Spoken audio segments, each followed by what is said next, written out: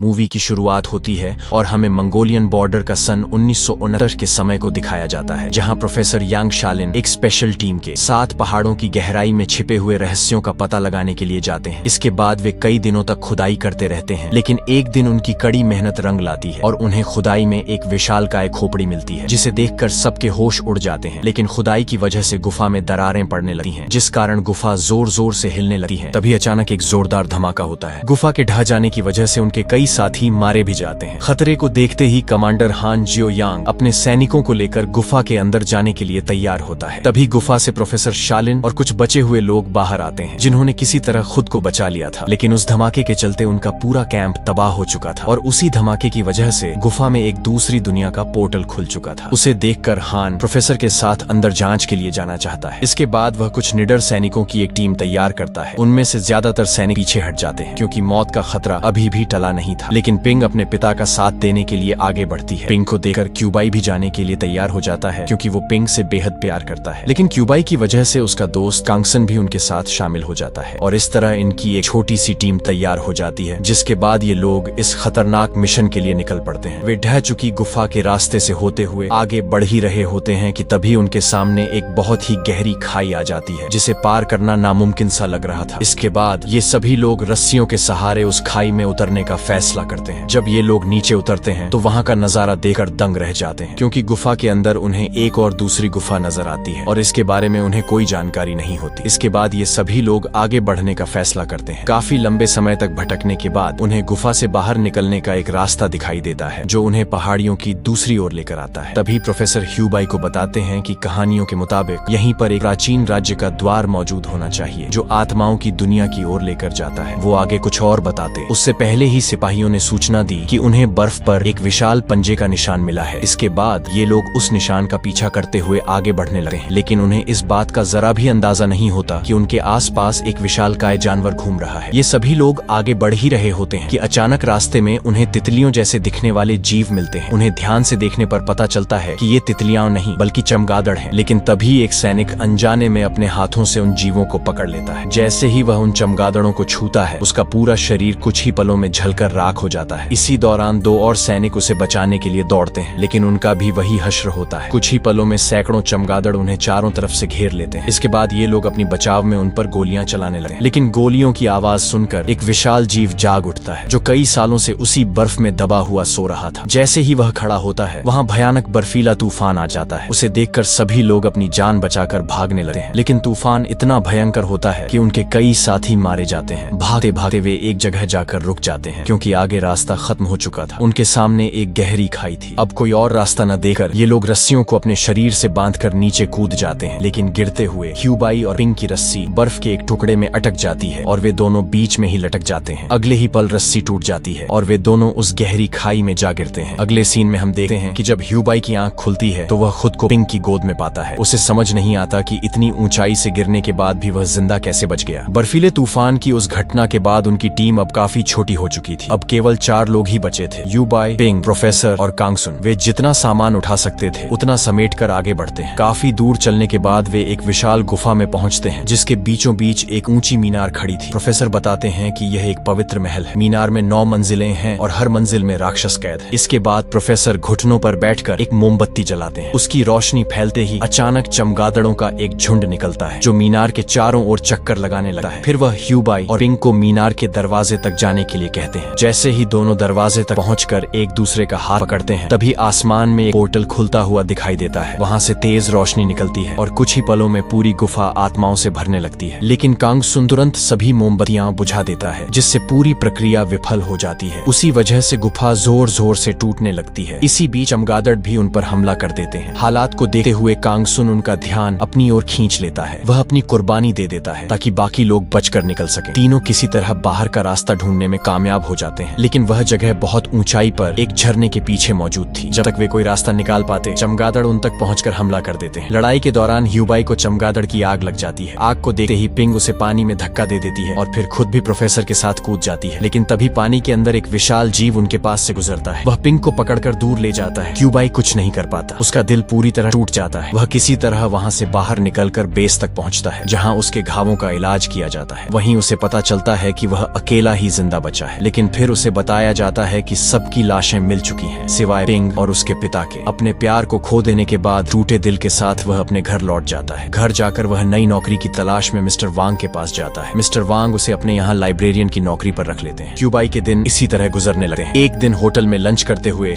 उसे उसका बचपन का दोस्त मिलता है जो वहाँ लोगों के मनोरंजन का काम करता था। अगले दिन काम के दौरान उसकी नजर प्रोफेसर द्वारा लिखी हुई एक किताब पर पड़ती है। क्यूबाई उस किताब को पढ़ने लगता है जिसमें उसी राक्षसी मीनार का जिक्र था। किताब पढ़ने के बाद उसे पता चलता है कि प्रोफेसर शुरुआत से ही जानता था कि सिर्फ क्यूबाई और पिंग ही उस मीनार को खोल सकते थे, इसलिए उसने उन्हें पहले जाने के लिए कहा था। दूसरी तरफ कमांडर हांग और उसकी टीम को एक ताबूत मिलता है जिसमें पिंग जैसी दिखने वाली एक लड़की को जिंदा रखा गया था। उस लड़की का नाम था शर्ली। उसके पास अजीब सी शक्तियां थीं, लेकिन वह अपनी शक्तियों को काबू में रखने में सक्षम थी, इसलिए उसे कड़ी निगरानी वाले एक कमरे में बंद करके रखा गया था। इसी बीच 3 साल बाद हान की टीम प्रोफेसर को भी ढूंढ लेती है। इसके बाद उसे हेडक्वार्टर लाया जाता है। उसी दौरान पश्चिमी चीन के ओन्नायल सिटी में दैत्य जीवों के हमलों की खबरें सामने आने लगती हैं। जब प्रोफेसर को यह पता चलता है तो वह बताते हैं कि जब मीनार को सक्रिय किया गया था तब अंतरिक्ष के बीच एक प्रवेश द्वार खुल गया था, जिसकी वजह से राक्षस इस दुनिया में दाखिल हो पा रहे हैं। इसके तह तक जाने के लिए प्रोफेसर चुपके से हेडक्वार्टर से भाग निकलता है। इन राक्षसों के आने का असर क्यूबाई पर भी पड़ चुका था, क्योंकि उसकी पीठ पर बना निशान उसे लगातार परेशान कर रहा था। एक दिन जब वह किताब पढ़ रहा होता है तभी अचानक उसका निशान नीली लपटों से जल उठता है और उसके भीतर अजीब सी शक्तियां जाग जाती हैं। वह हाथों के इशारे से चीजों को उठाने लगता है, यहाँ तक कि वह अपने दोस्त को भी हवा में उड़ा देता है। उसी समय मिस्टर वांग वहाँ आ जाते हैं, लेकिन हैरानी की बात यह है कि यह सब देखने के बावजूद उनके चेहरे पर जरा भी घबराहट नहीं होती। वह शांतिपूर्वक स्थिति को संभालते हैं और सारा सामान वापस अपनी जगह पर ले आते हैं। क्यूबाई घबराकर पूछता है, यह मेरे साथ क्या हो रहा है? मिस्टर वांग गहरी आवाज में कहते हैं, तुम्हारा खून उस चमगादड़ के हमले के कारण राक्षसी शक्ति से दूषित हो गया है। तुम्हारे भीतर अपार शक्ति आ चुकी है, लेकिन इसका इस्तेमाल तुम्हें नर्क की ओर ले जा सकता है। क्यूबाई हैरान रह जाता है, आखिर उन्हें यह सब कैसे पता है? तभी वांग अपनी दिव्य शक्तियों का इस्तेमाल करते हुए पूरी लाइब्रेरी को एक पुराने मकबरे में बदल देते हैं। आखिरकार वह राज खोलते हैं। वह सूलिन राज्य के राजकुमार ई के रक्षक हैं। राजकुमार ई क्यूबाई के पूर्वज थे। उन्होंने ही पृथ्वी पर कब्जा करने वाली राक्षसी शक्तियों के खिलाफ मानव जाति का नेतृत्व किया था। राजकुमार ई ने अपने ही शरीर का इस्तेमाल करके उस मीनार को बंद कर दिया था, जिससे ज्यादातर राक्षस उसमें कैद हो गए थे, लेकिन उनमें से कुछ बच निकले और उन्होंने मानव रूप धारण कर लिया। अब वही राक्षस क्यूबाई की तलाश में है, क्योंकि वही एकमात्र ऐसा व्यक्ति है जो उस मीनार को दोबारा खोल सकता है। उधर हेडक्वार्टर में शर्ली को अचानक अपनी याददाश्त वापस मिल जाती है और हैरानी की बात यह है कि वह सबसे पहले क्यूबाई से मिलने की इच्छा जताती है। इसके बाद कमांडर हान उसका पता लगाकर लाइब्रेरी में उससे मिलने जाता है। क्यूबाई पहले तो दोबारा सेना में शामिल होने से साफ इनकार कर देता है, लेकिन जैसे ही उसे पिंग जैसी दिखने वाली एक महिला के बारे में पता चलता है वह अपना फैसला बदल लेता है। इसके बाद क्यूबाई कमांडर के साथ जाने को तैयार हो जाता है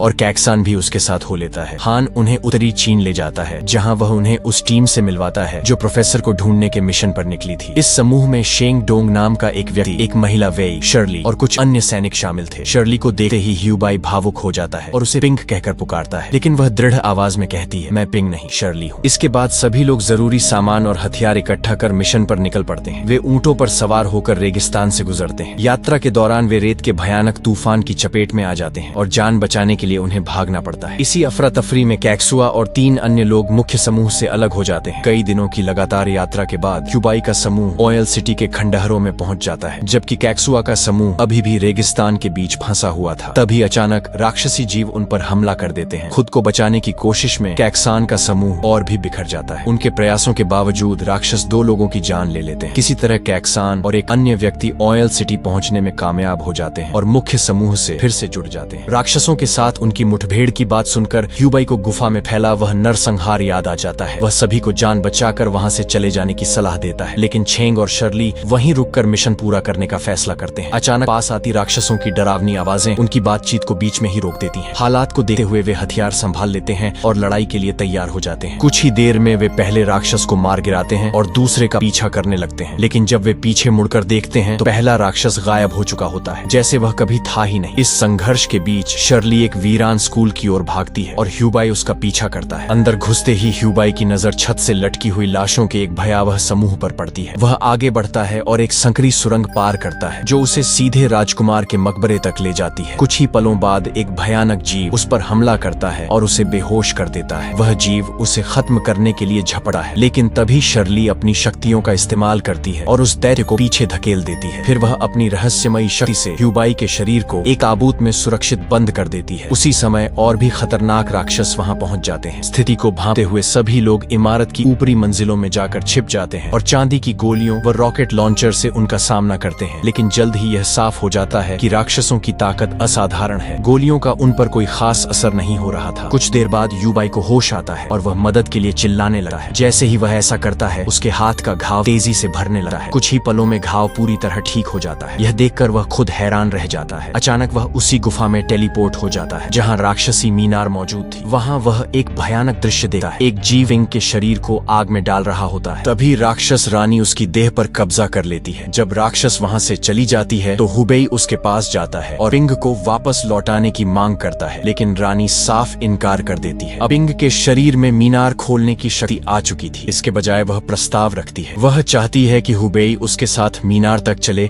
और सदियों से बंद पड़े द्वार को खोले। क्यूबाई कुछ देर सोचता है, लेकिन विनम्रता से मना कर देता है। वह उनाइल सिटी वापस जाने की जिद करता है, यह कहते हुए कि वह कोई और रास्ता ढूंढ लेगा। राक्षस रानी को यह बात मनोरंजक लगी है, इसलिए वह उसे एक मौका देने का फैसला करती है और उसे वापस टेलीपोर्ट कर देती है। इस दौरान शर्ली सभी राक्षसी प्राणियों पर नियंत्रण पा चुकी होती है और उन्हें समूह के बाकी सदस्यों को मारने का आदेश देती है। जैसे ही हुबेई वापस लौटता है, वह देखता है कि एक जीव कैक्सवान और वेई वेई के साथ बस पर हमला कर रहा है। वह तुरंत रॉकेट लॉन्चर उठाता है और उस जीव को मार गिराता है, लेकिन यह देखकर बाकी राक्षस उसकी ओर दौड़ पड़ते हैं। तभी शर्ली उसे बचा लेती है, क्योंकि वह जानती है कि ह्यूबाई ही मीनार का दरवाजा खोलने की असली चाबी है। वह उसे अपनी बाहों में लेती है और उसकी सुरक्षा का आश्वासन देती है। लेकिन उसी पल हुबेई को एहसास हो जाता है पिंग कभी वापस नहीं आएगी। वह धीरे से एक पिस्तौल निकालता है और उसे 3 गोलियां मार देता है। जैसे ही गोलियां लगती हैं, सारे राक्षसी जीव गायब हो जाते हैं और दूर खड़ी राक्षसी मीनार ढहने लगती है। अपनी आखिरी सांसों में वह स्वीकार करती है, केवल तुम ही मुझे मार सकते थे। फिर वह आश्चर्य से उसे चूम लेती है और जमीन पर गिर जाती है। कुछ ही पलों बाद शर्ली का रूप बदलने लगता है और वह पिंग में परिवर्तित हो जाती है। वह आखिरी बार उसे देखने की खुशी जाहिर करती है, लेकिन हुबेई अभी भी उसे खोने के लिए तैयार नहीं था। वह उसे उठाकर राजकुमार के ताबूत के पास ले जाता है, इस उम्मीद में कि शायद कोई चमत्कार हो जाए। वह उसके पास लेट जाता है और धीरे से अपना माथा उसके माथे से छूता है। अचानक उसके दिमाग में पिंग के बचपन की यादें आने लगती हैं। पिंग के पास अलौकिक शक्तियां थीं, जिससे वह किसी भी मृत इंसान को पुनः जीवित कर सकती थी। और यही कारण था कि ह्यूबाई उस गहरी खाई में गिरने के बावजूद जिंदा हो गया था, क्योंकि पिंग ने ह्यूबाई को